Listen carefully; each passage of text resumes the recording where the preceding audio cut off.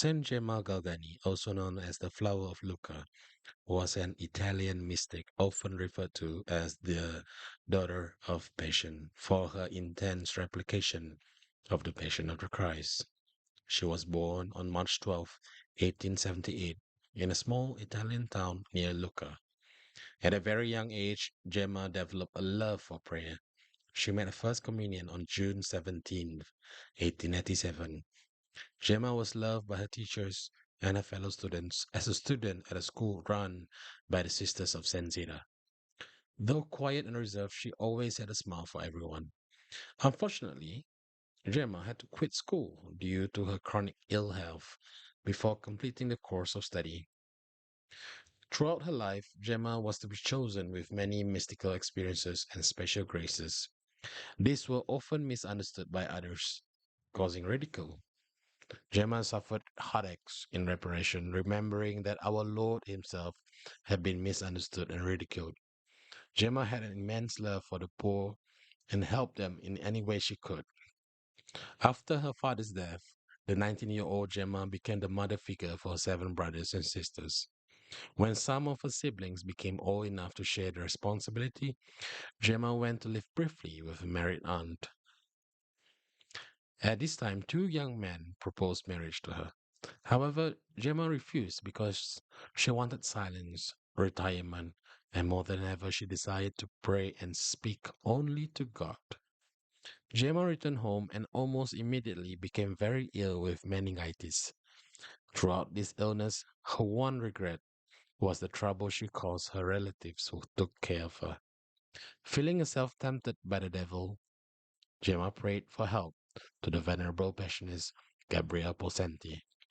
Through his intercession, Gemma was miraculously cured. Gemma wished to become a nun, but her poor health prevented her from being accepted. She offered this disappointment to God as a sacrifice. Gemma predicted that the Passionists would establish a monastery at Lucca. This came to pass 2 years after her death. Today, Gemma's relics remain at the Passionist monastery in Lucca. On June 8, 1899, Gemma had an internal warning that some unusual grace was to be granted to her. She felt pain and blood coming from her hands, feet, and heart. These were the marks of the stigmata. Each Thursday evening, Gemma would fall into rapture and the marks would appear. Such marks, called the stigmata in the language of the Church, refers to the appearance of the wounds of the crucified Jesus Christ, appearing on the bodies of some men and women whose lives are so conformed to His, our Lord Jesus, that they reflect those wounds of redemptive love for others. The stigmata remained until Friday afternoon or Saturday morning. When the bleeding would stop, the wounds would close, and only white marks would remain in place of the deep gashes. Gemma's stigmata would continue to appear until her confessor, Reverend Germanus Ropolo, advised her to pray for their disappearance due to her declining health. Through her prayers, the phenomenon ceased, but the white marks remained on her skin until her death. Through the help of a confessor, Gemma went off to live with another family where she was allowed more freedom for her spiritual life than she was at home. She was frequently found in a state of ecstasy, and on one occasion she was believed to have levitated. Her words spoken during her ecstasies were recorded by her confessor and a relative from her adoptive family. At the end of her ecstasies, she returned to normal and carried on quietly and serenely. Gemma often saw her guardian angel. She sent her guardian angels on errands, usually to deliver a letter or oral message to a confessor in Rome.